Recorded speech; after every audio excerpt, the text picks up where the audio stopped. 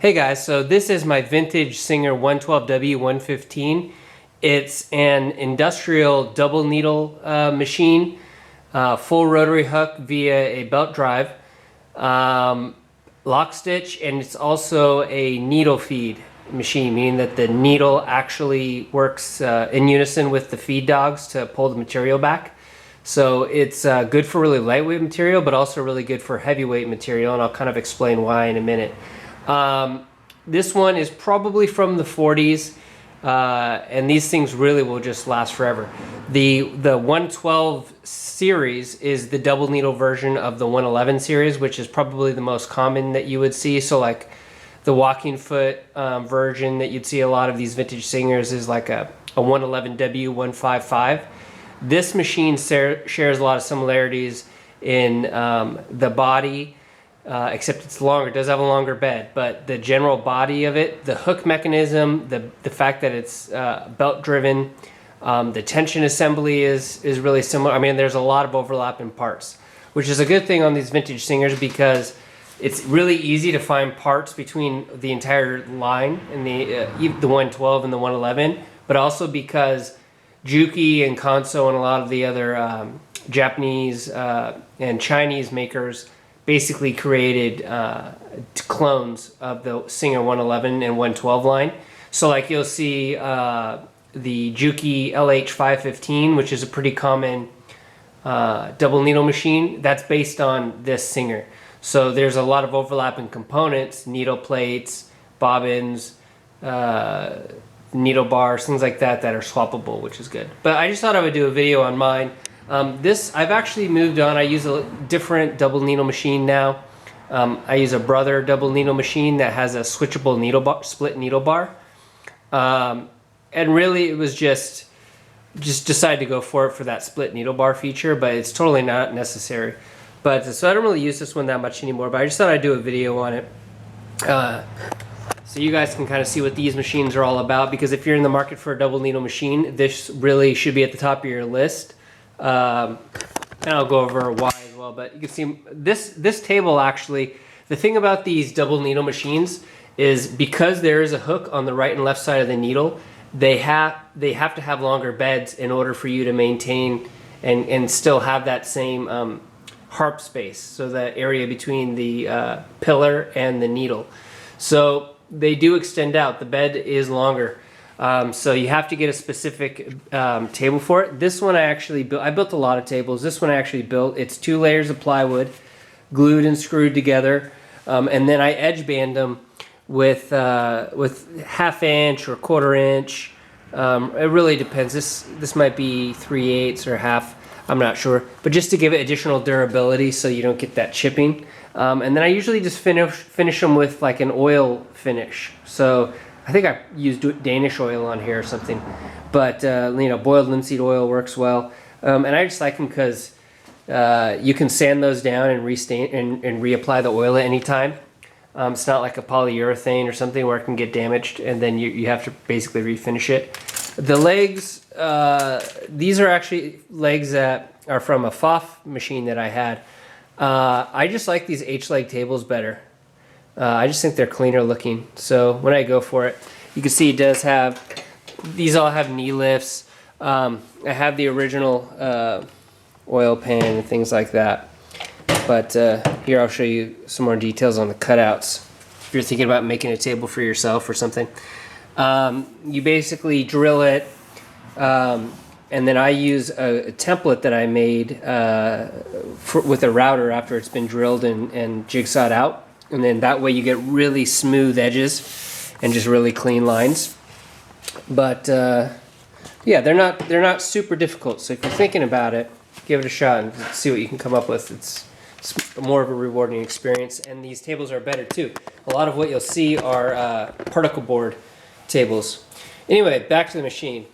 Let me just jump in. I'm going to sew with it so you can see what it can do, and then I'll show you some of the changes that I've made to my machine that if you have one, you might want to consider doing that really improve the functionality of it. So let me just throw on the clutch motor here. So this is a 1725 RPM motor with a 90 millimeter pulley.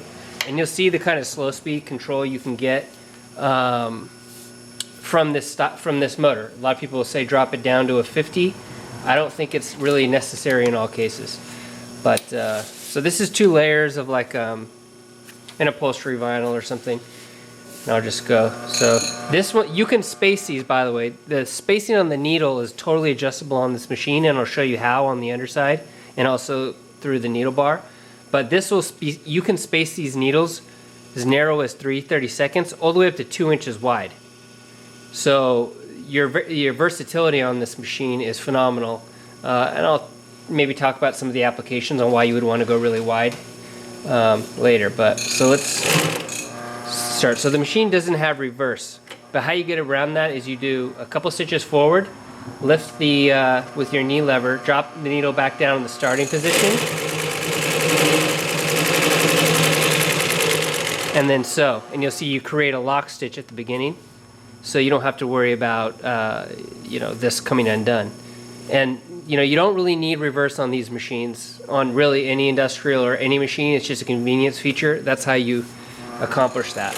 And then to make turns, let's say you're doing pockets or something, you raise the needle up, turn it 90 degrees with the take-up lever at the highest position. You drop it down into the outer hole, and then you continue on. And you get that really traditional, you'll see this on like jeans pockets and stuff, where you have just kind of like that score going sideways. The other way to do it is to start on the inside line as you make that turn, and then you'll get a straight line as opposed to the diagonal. So there are a couple ways to do turns on this. So if you're doing pockets or coming up on edges and stuff, and it really depends. So you'll see how smooth, like you want to talk about slow speed control on this, right? So this is a 90mm pulley.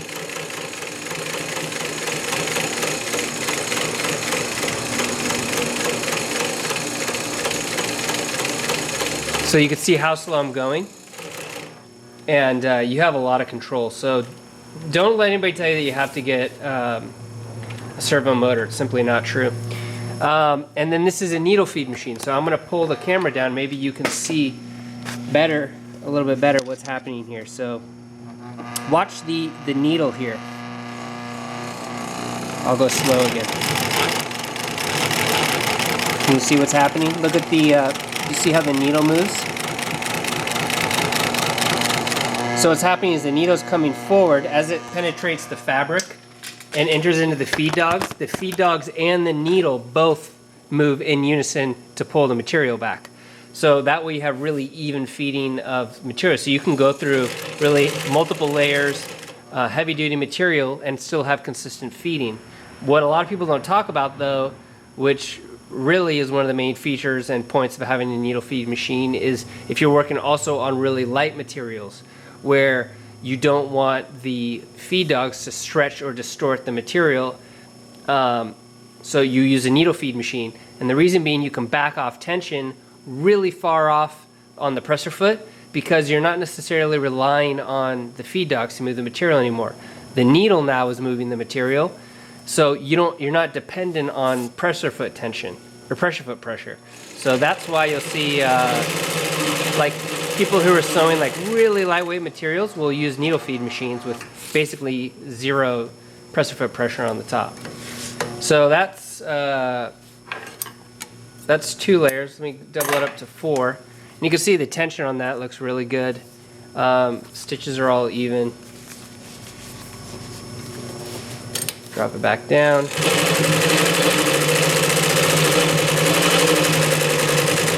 And this machine can go fast, but when you're working with synthetic thread and kind of really tight woven material or like vinyl like this, the needles have a tendency to heat up. So if you go too fast, then your needles will get so hot that it'll break your thread. So you really just got to be conscious of that. And there actually are, you can get like felt pads basically that you put silicone on, and that acts as a thread lubricant. And the thread lubricant isn't for the thread to go in and out of the material necessarily. It's just to actually cool the needle. So that's the purpose of it. So that's the vinyl. And it'll do really stretchy material and feed it really well. So you could see this is 2 layers of fleece.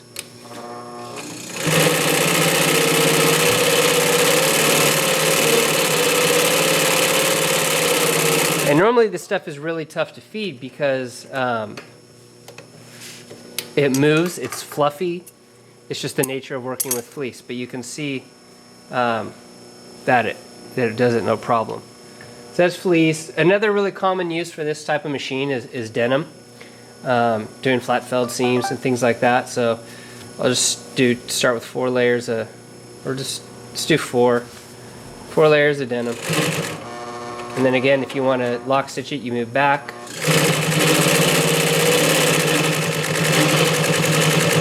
This is a T70 thread, Tech 70 thread.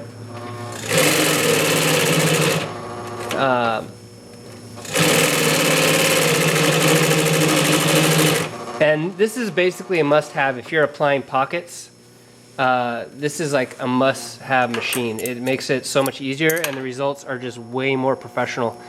And you can see the top and bottom tension look really good. And it'll do, this is 4 layers. It'll do 8 layers of this. This is a heavier weight denim too. This is like a 1/4 inch of material. And you'll see it'll feed that material just as easily as it does 4 layers without any issues with tension.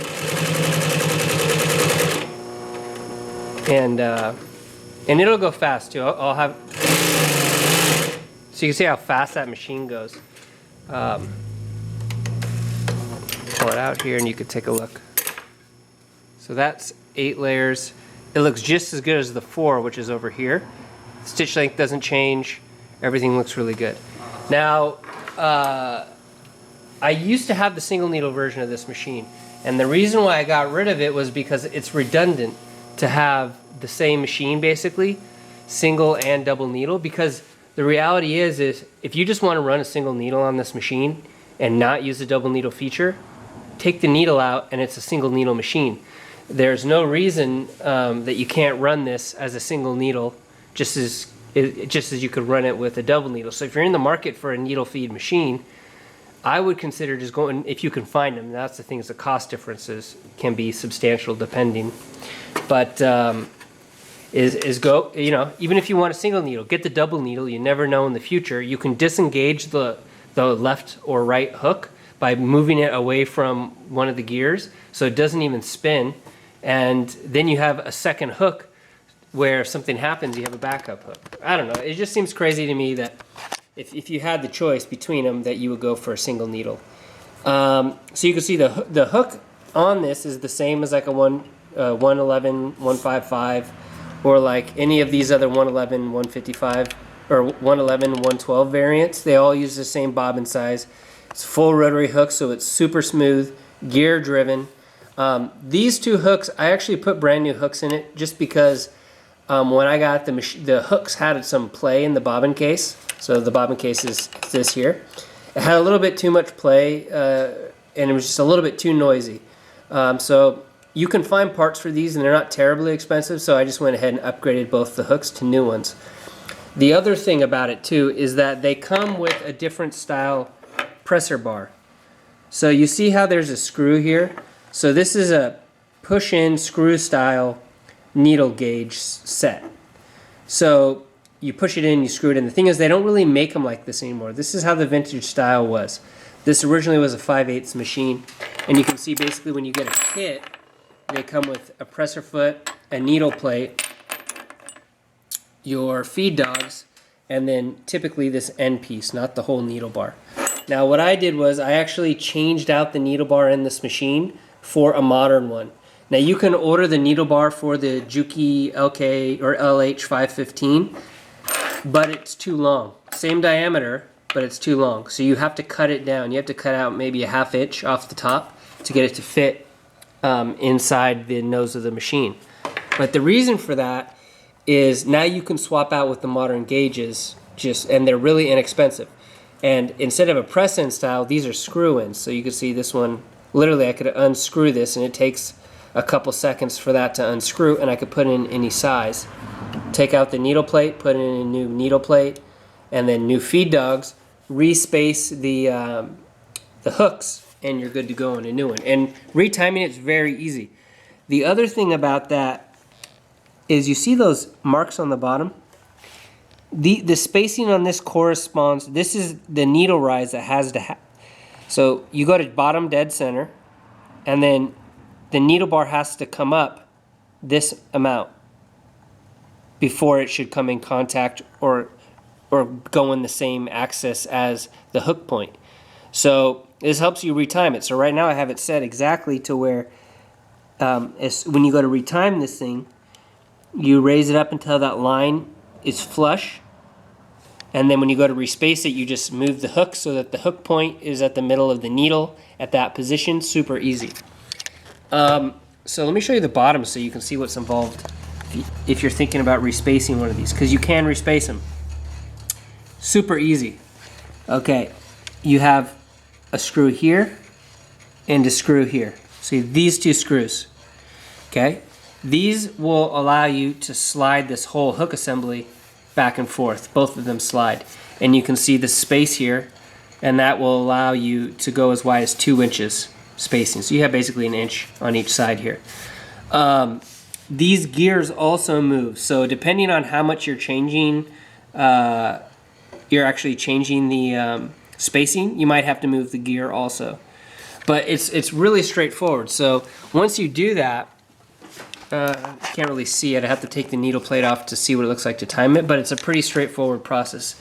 But you can see here that it's just driven off one shaft, and if you want to disengage one of the hooks and run it as a single needle and not even have this thing rotate, you just loosen these 2 screws, move it away from that gear, and it won't even engage. So you don't even have to worry about it, and you've essentially turned your double needle into a single needle without any detriment. Like there's no additional rotational friction or force that needs to be applied because it's totally disengaged. You can see it's a belt. It's belt driven just like all the other 111 and 112 models. The stitch length is adjusted from 6 to 30 stitches per inch via the end here, and this is actually really easy. So you turn this dial, let me see if I can get it to focus. Okay. There, you turn this dial, you gotta hold it in place, it's kind of tough to do. There you go. So you can see that says 8 stitches per inch. So you can rotate this around 9 stitches, 10, and this shortens or lengthens the stitch length, and you can go all the way up to 6 stitches per inch. So that's just real easy. Maintenance on it is super straightforward. Just drop oil down here, whatever.